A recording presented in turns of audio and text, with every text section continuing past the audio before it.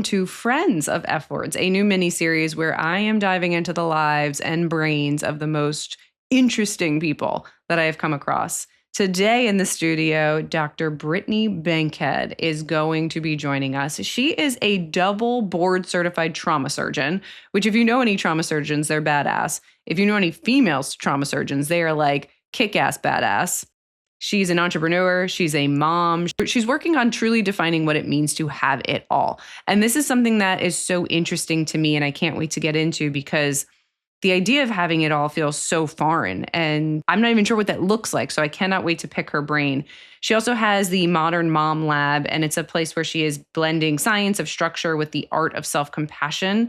And really, it's focused on giving women actionable, sustainable tools to create their lives that they want. A life rooted in purpose or possibility or fulfillment, all things I am here for, as you know.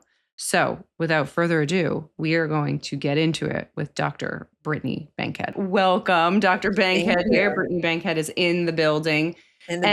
She's fantastic. I found you online after the Brown shooting, and you were talking about surgeons and, you know, everything you guys go through. And obviously for those of you guys who are listening who don't know, I work with the Brown Surgical Department, and it was just so interesting to me in the way that you put things. And then I started following you and went down the Bankhead rabbit hole of like, oh my God, everything she's saying, I agree with. Like, I loved all of it, especially about the science of modern motherhood. I think that's one of the things that I connected most with. Like, tell me about that. Tell us about that, and like bring us up to speed on where you are with that.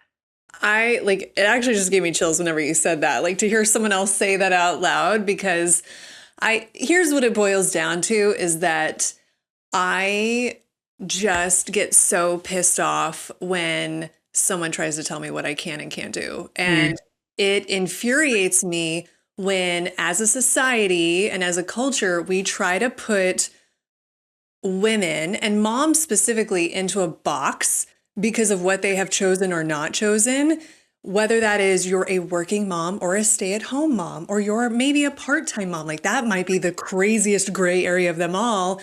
And like, why am I being defined by how many hours I work a week? Or why am I being defined by whether I'm a mother or I'm not a mother? And why can't I be a full-time working career, full steam ahead mom, and also like a very loving, doting, close relationships mom? Like, society just wants to totally mutually exclusive women out of being able to check multiple boxes. Like, nobody's comfortable with that. And that just really gets under my skin. And so my whole shtick with modern motherhood is that we get to make it look like what we want to, and that there is no boundaries around what you can and can't do. But there's a lot of historical context to why those preconceived ideas exist. And so we've got to do something actionable. Yes, we need to talk about it. We need to bring light to it. But we also need to make actionable things happen in order to facilitate people being able to check multiple boxes. So that is my very big journey in life, is to help mothers be able to have it all in the way that it all looks for them. I think that is an incredibly important statement. Everything you just said. And being a badass trauma surgeon, I feel like there's already boxes, right, that you've had to kind of like be like, no, fuck this box. Like, I'm like, I can do hard things and I can have a family. And you have a husband that is also, you know, in medicine. Like, so the fact that you're talking about having it all and it needs to look a certain way for you, tell me about that more. Like, how really what I'm asking, how do we have it all? Like, what can we do? Yes. And you know, I'm not a psychologist. I am very much a like operationally technique person, but I do think there is a lot of truth to mindset and to getting rid of those preconceived ideas of what you can and can't do. And that is its own power struggle within yourself, is being open to the idea that it can look different and that you can have it all. And honestly, when I have a company now based around the idea that you can optimize the science of having it all, right? And when I first started putting this out to focus groups, women were like genuinely uncomfortable with that idea. They're like, I don't know, like, I don't know that that's going to land. I don't know that we can really say that. And are you sure you want to go there? It kind of seems like business suicide to say that. And Mm. like, how's that? We have one life to live and we tell our little girls dream big and do the things but then we're going to sell ourselves short that we can't actually have all the things we want to have. And so getting comfortable with the idea that yes, you can have it all. And then moving that mind shift forward to thinking, well, what does that actually look like? And it doesn't need to look like what other people tell me it needs to look like, because there's a lot of men around me who would say to have it all is to be full professor and to operate 24/7 Mm. and to be the leader of all the departments. But is that really what have it all is to me? And when you grow up with that in academia and in surgery and in any like big high power career, you really got to like get rid of that other people contextual thing and start to think about what is have it all really to me, and define that so that then we can start to set action in motion about what does that mean and how can we build that life and what does that actually look like. So, and the business she's talking about is the Modern Mom Lab, right? That's Yes. where it Yeah. all starts. Yeah. So, Yeah. lots of times I have clients that will be like, I don't even know what I want, where to start. Mhm. So, how do we Mhm. even get them to that jumping off point of, I don't even know what all looks like because I'm Yeah. not Yeah. there, or maybe I lack self awareness. If you're thinking that about yourself, you probably don't, but Yeah. maybe Yeah. you truly do. So, how do we Yeah. even start with that? I think for me, and and this is the other thing too, I think that's important is once you do start to let go of, okay, what everybody else thinks, then you move to not feeling like your it all can evolve. Because what have it all looked like to me at 25 Mm, definitely doesn't look like what have it all means to me at almost 40. right. And so allowing, which seems silly, but like it's really true.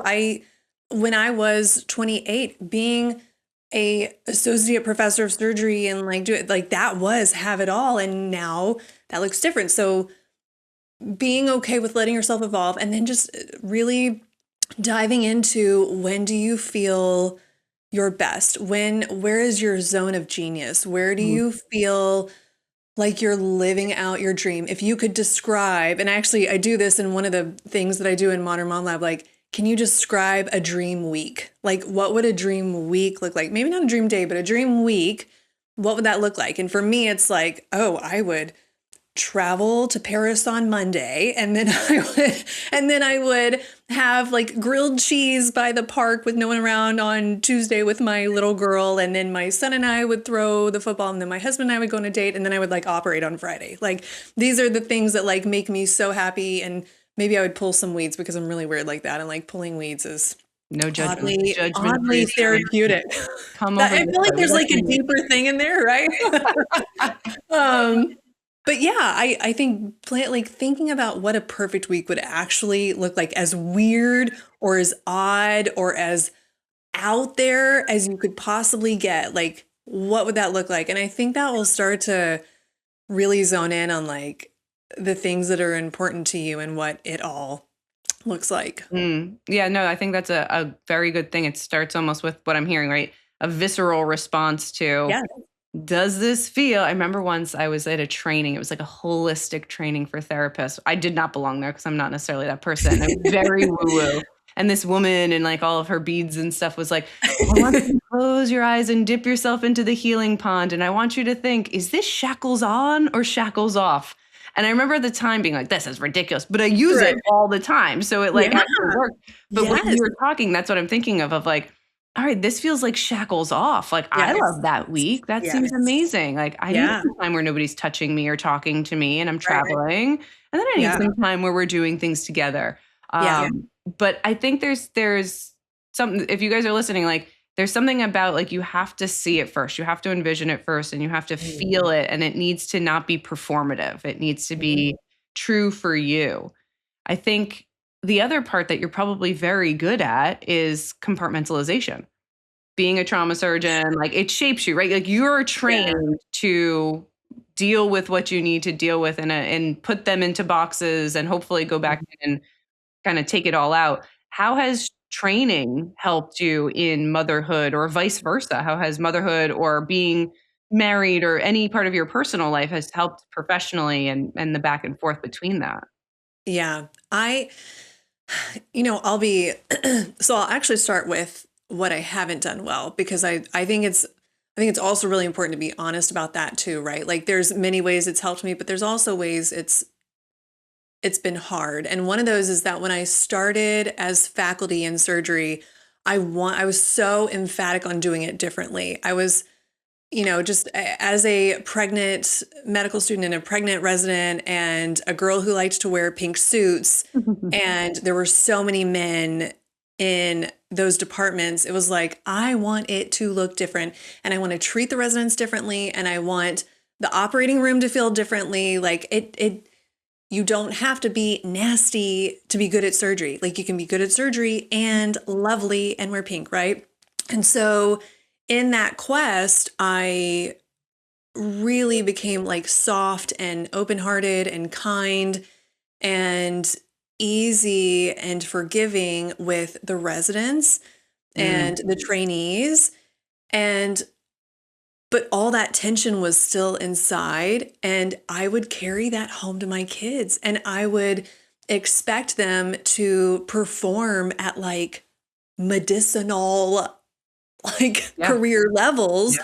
Because and the parent had like, oh, I expect so much of you, you're capable of so much. And so it was under the context of that, which, okay, fine, a little bit, but too much for a little kid. And my softness was really being all spent out at work and less so at home. And I was kind of more hard at home because I had been bottling it up so much. And so really over the last like 2 years, I realized that some of these other mental energy, silly things were taking up a lot of my psyche, I guess, where I couldn't deal with what was happening at work, and I was doing so many things, and then my family was getting the leftovers, and I just didn't have the bandwidth to give them good leftovers. And so one thing that I did was try to, at work, one of the things that you learn is like,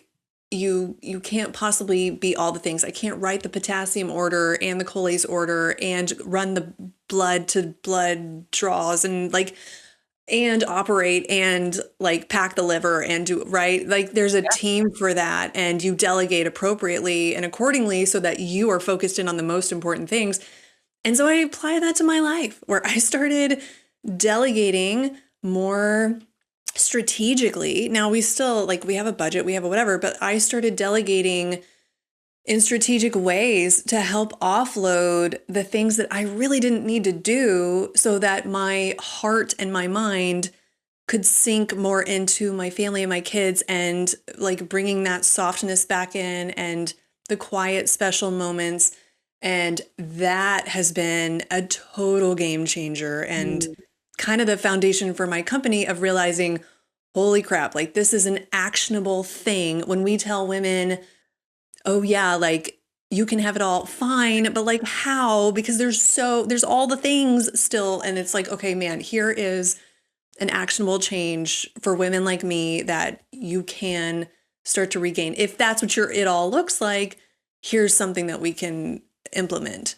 Yeah, I think there's that David Allen quote I love, like, you can do anything, but you cannot do everything. Correct. And I like to almost add on to that, like, even if you could, doesn't mean you should, right? Like, even if you could do everything, I am not even sure that we should do that, because you'd just be filling up almost with like junk calories instead of being able to delegate it. I'm wholeheartedly with you. And again, I know people out there, you have a budget, you might have financial constraints or means, but there are ways to say, I'm not doing this today, right? Yeah. That's delegation even to yourself. My to-don't list. I'm a huge fan of a to-don't list. Yep. Or I love mowing the lawn. No one can take that from me because it's my alone time and this. Obviously, I'm not speaking for myself, but there's something about like, okay, hone in on that then. That then Yeah. also gets to be a respite, and it can be some time for you while you get something done. Or I hate doing this thing around the house. Mhm. Let me outsource. Because Yep. not only does it take time away, it also drains me deeply. And now you're just 100%. at like a net negative. Yeah, Do you think, absolutely. or maybe I should ask it this way, why do you think that high performing women sometimes have a problem asking for help? At least that's been my experience working with Mhm. executives and Fortune 500, leaders, Yeah. especially the women. Sometimes there's this like Oh, kind of yeah. badge of honor of doing it the Mhm. hard way. Why Mhm. do you think that is? Um, I mean, the thing I have and also, hello, speaking from experience, like I was this girl. This is the reason why. I mean, like this is me and my friends, right? Like on a Tuesday night, like this is who we are, and it's because we can do it better, quote Mm, unquote, right? Like yes. I am a really flippin' high functioning woman. I am like I have a very high emotional IQ. I am very extremely organized. I am very type A. I'm good at a lot of stuff. Like I'm not great at everything, but like there are a lot of things Mhm. I'm really good at. And so why wouldn't I bless the world with my capabilities? Why wouldn't I bless my family with my capabilities, right? Yep. And it's for free and it'll be done my way and it'll be done the right way and then that all comes at the cost of like my inner core just being totally depleted. Mm, And we are used to, especially in these like high power career places, we are used to being depleted and we're used to minimizing ourselves in order to steam ahead. And so that doesn't feel weird to us. It feels normal. And so we just go with that. And it's like, well, this is normal. This is why wouldn't I feel like that? And when you cross that bridge of like, oh wait, I don't have to feel totally empty at the end of the day. It would be okay to like be done with everything by 6 and just play Uno on the couch with my daughter like I did last night. Like mhm. there's nobody's winning by me depleting myself. And actually there's a lot of losing that you don't realize until you're on the other side. And I think that's like so important of whose scorecard are you trying, Right.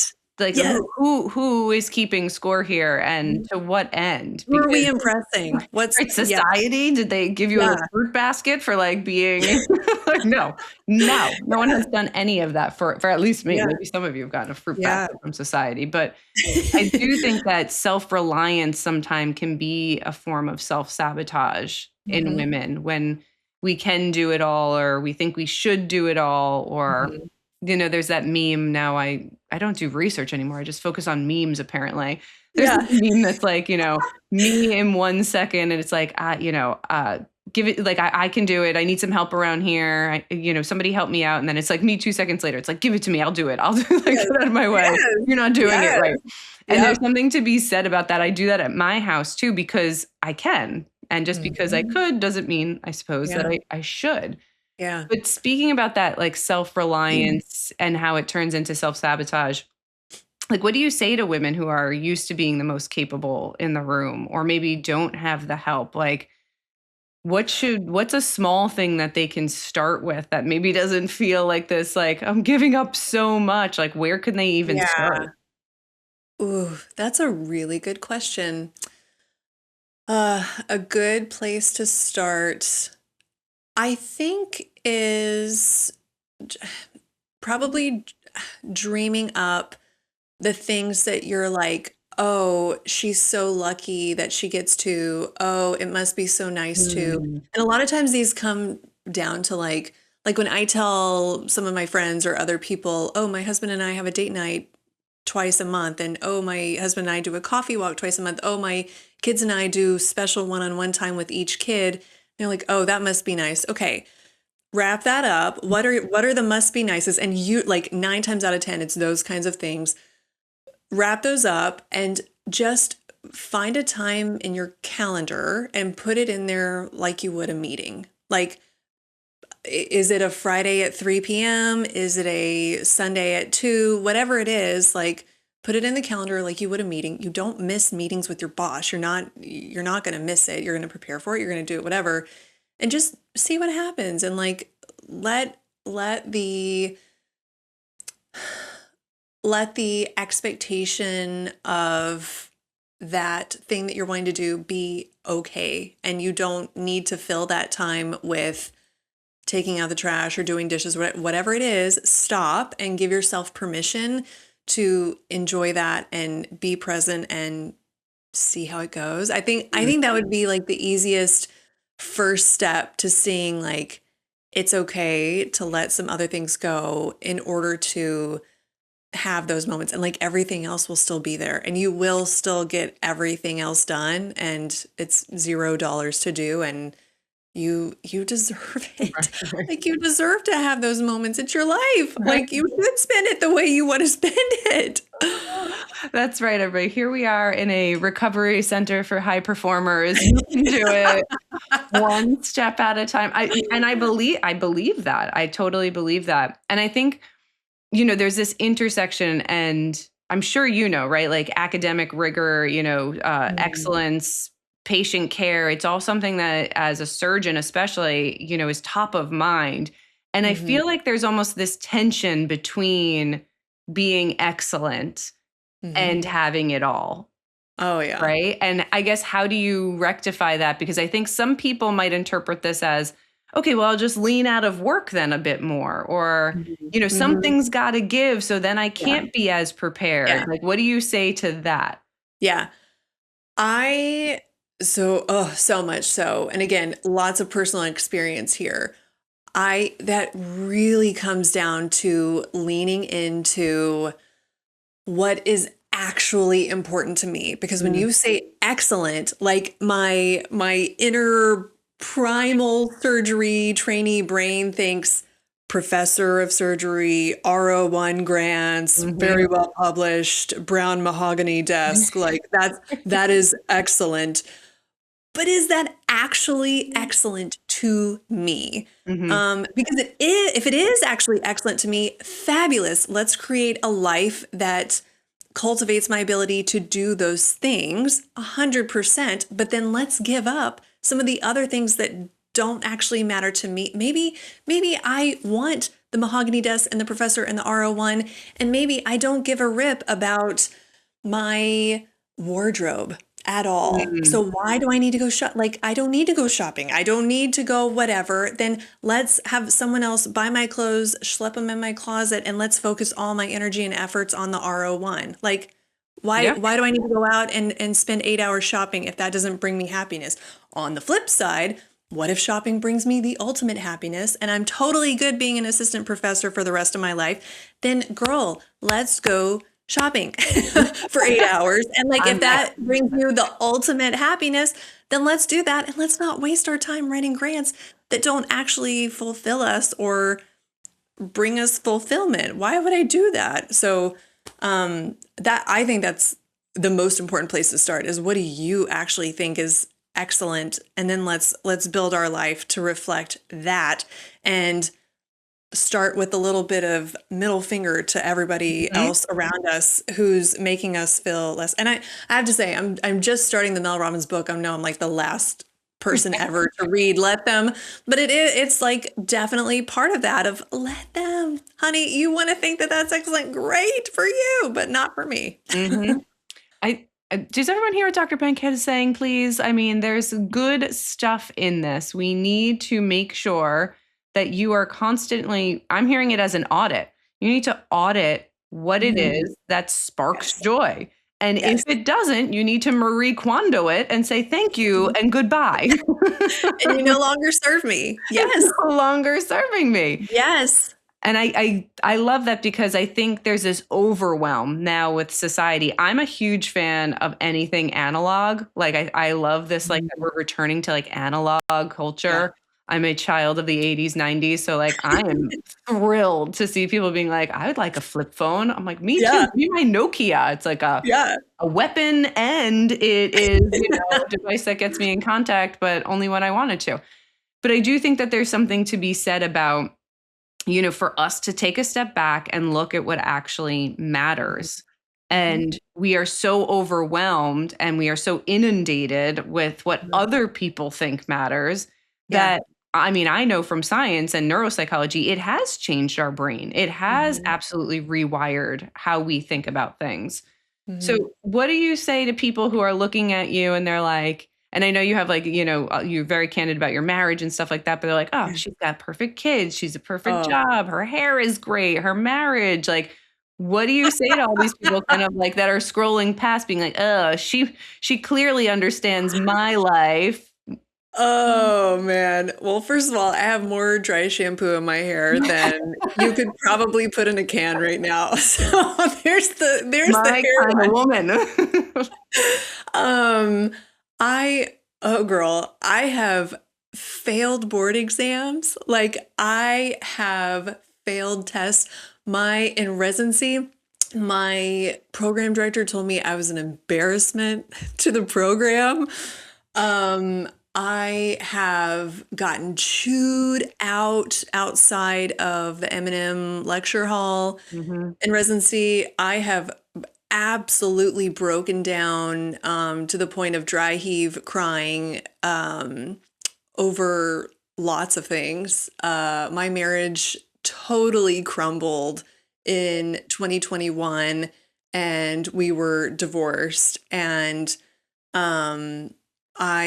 here's the deal. I did the hard work with all of these things. Like, oh, and I didn't get into a US medical school. Like I went to a Caribbean medical school. And honestly, that's kind of when all this started for me, this whole like grit and resilience thing, because you cannot go to a Caribbean medical school and get into surgery without some level of grit and resilience. Mm. And so I will say that like I have not been handed anything on a silver platter and I've had to dig really deep and um doing the hard work when I have failed board exams, when I have failed in my marriage, when I have failed my children. I mean, I just told you about how like I was way too hard on them and I was a jerk to them. I mean, I sat in our kitchen and sobbed to them that I was such a jerk and I just have done the hard work and like really looked inward and have continued to do that self audit like you talked about of who I truly am and what I really want and the kind of partner I was being and what I mean, also with like religion and spirituality and like I was raised with this religion, but then I like took it all the way down to like I don't believe in anything. And then I built my own more of a spirituality and faith and what I was raised in. Like that was a whole thing too. And it's just it is this constant re-audit of like how do I actually feel? How do I actually want life to be? And what are the relationships that I want to make and doing something about it and not expecting anyone to prepare it for me, but like going after it myself in actionable ways. Yeah, no, I think that is great advice. None of us have it figured out. We are No. all a collection of failures Yeah. stitched together by good intentions, I Yeah. suppose. And Yeah. I find that, everything you're saying kind of rings true to the stuff that I talk about a ton. And thank you for being so validating. But achievement and alignment are not the same things. Mm-mm. And a lot of times I think we misinterpret success as achievement. But if you Yeah. don't have alignment, if you don't Yeah. have, your own personal definition of what that looks like, you're always Yes. going to feel like a failure. Yeah. And clearly, everything you worked towards is because you deeply wanted it, right? It was Right. there. It was, even as a mom, I can feel like I definitely agree with some days you fail, right? Like, Mhm. and that's okay. And Mhm. sometimes you have to say, like, okay, today they were fed. It was Cheerios off the floor. They're Yep. dressed like there's snow on the ground here. So they have on boots. They don't match, but they got on boots. Their Yep. hair's not brushed, but they got to school somewhat on time. Like, Mhm. I think sometimes that resilience also looks like that. It's not Mhm. everything we see and, like where your muscles are bulging and you're pushing through. Right. Like sometimes it's like, Right. okay, I cried a little bit and I continued on with my day and I got done what I needed to get done. And And that's that's enough. okay. Right. Yes. That's enough. Yeah. Oh, Yeah. I mean, I hope you guys out there listening hear this, right? Like she's a medical doctor telling you this, that Yeah. this is something that is incredibly important. Yeah. So, as we're kind of wrapping up here, tell us about the podcast. Like, you're doing it with your husband. I Yeah. mean, there must be so much there. It's about communication, and I love Yeah. that. What better way than to have a podcast together? So, Yes. tell us about that.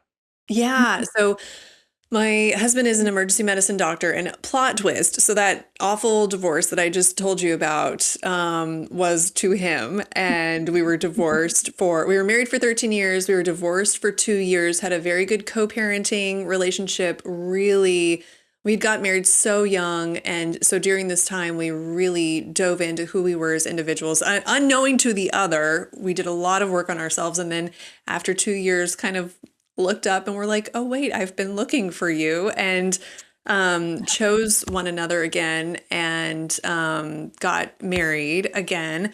But also, being realistic, realized it's got to be different this time. Like, yes, we've done work as individuals and we've found one another, but like as a couple, it didn't work last time. So what are we going to do differently? And one of the things that we had gotten into the rut of, which I think a lot of couples do as you enter this phase of life, is everything became about the kids and everything became about work. And it was this like monotonous thing. And because just a date night doesn't cure that, right? Like there has to be some depth to that. And so something we started doing were coffee walks. And these are literally just grabbing a mug of coffee or tea or warm beverage of choice, walking outside and just going on a walk and talking. And it's free and it's, easy. You can do it anywhere, but there's just something about walking and being open to conversation in those moments. And we kind of had our general topics of like, what's going on? Like, what's on your mind? And it kind of brought us back to those days of like early dating where you remember, like, you would sit across from this person you're dating, like, what's on your mind? And you were genuinely interested to hear what they had to say. Right, it wasn't like a threat, like, what are you thinking about? Yeah. And so we started doing these coffee walks, and it just has been so not transformative, but just really good in the continuity of this new relationship that we have established. And so the name of the podcast is Coffee Walk MD, and we really try to we do a little bit of everything, where we kind of take the curtain, do a little bit of behind the curtain in medicine, because I think there's a lot of myths about what we do and what we don't do, and just trying to be really transparent, both for patients but also for trainees and medical professionals, into like what actually is going on, and being like honest with each other and some transparency to that. And then we also try to give some perspective on different parts of world events, and just like be really open and honest and conversational, and help guide some fun relationship things. So it's all about communication. I will plug a little bit. We just found out that we were selected as TEDx talkers for Charleston, and are super excited. Amazing. Yeah, we were the Amazing. first like couple to ever be selected to have the stage together. Oh my God. I So we're love going to talk this. about communication there, and how it kind of parallels from the trauma bay to a relationship. And so yeah, I love that. that is And it exciting. must be interesting too, getting it, because, knowing it's so, backing up, working with surgeons and then working with internists and hospitalists and urologists, Yeah. right? Like, you guys are all so different. So I have to imagine emergency medicine and trauma surgeon. People might be like, well, it's the same. I Like, think it's the same. Yeah. it is not. So No. how do you guys even manage inherent differences and being so similar with certain differences? Because I think a lot of people out there, you might have a spouse that maybe you work in very separate industries, or maybe you work somewhat close together in your topics, but you do things differently. Like, how have you guys worked around that piece? Yeah. So I mean, with our job, we used to work we don't work at the same hospital now. We used to work in the same hospital, and I think we've really just we've tried to go back and forth between the inherent nicety of being with someone who understands your world, and like he can say, I lost a patient today. It was really, and like Right. immediately I know I understand. And that is like a real value add in our relationship. I mean, it is nice to have someone who gets it. But at the same time, there are lots of things, and only by these deep conversations and me listening, like him being good enough to share, but then me listening of how different our jobs are. His entire day is filled with calling consults. He's got to call someone and convince them that this patient needs admission into the hospital. And that would drive me Mm, bonkers. Like mhm, I could mhm. never. And my job all day is getting called from the emergency room and being like, do they really need to be admitted to the hospital? And that's just like one small example. And so we try to share that on social media in like fun ways of like how different and like who actually does it better, and we'll have completely different ways of treating the exact same thing, and like, hey, turns out they're like both probably actually work.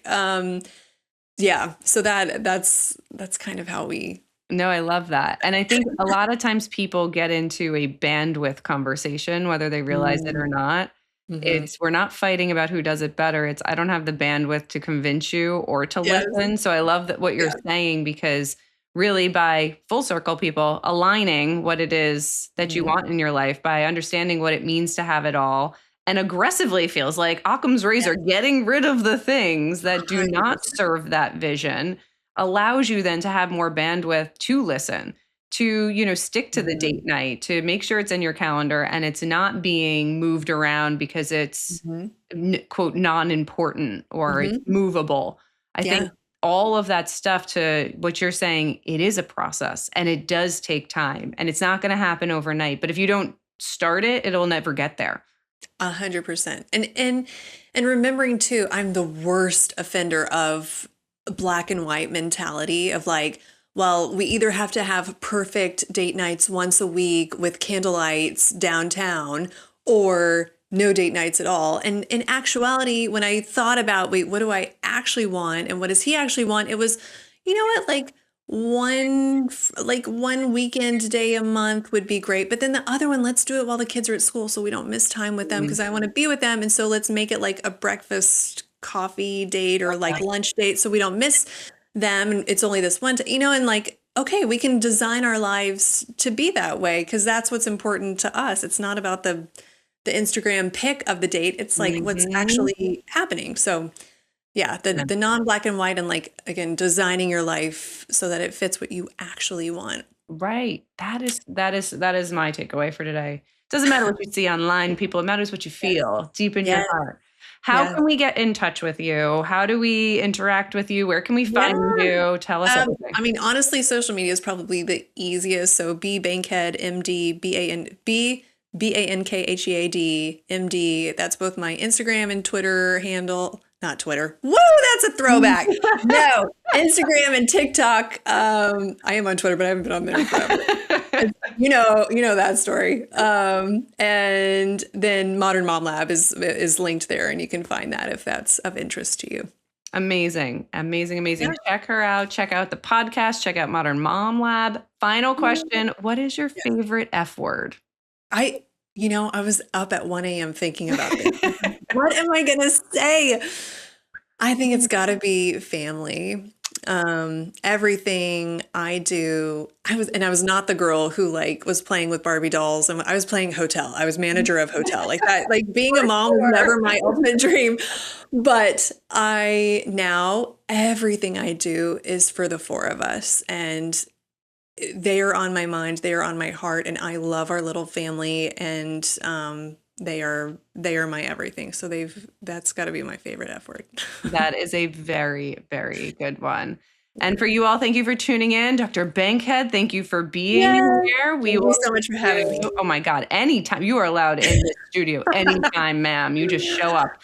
Thank We will you. see you next week for another episode of Feelings and Other F Words. Be well.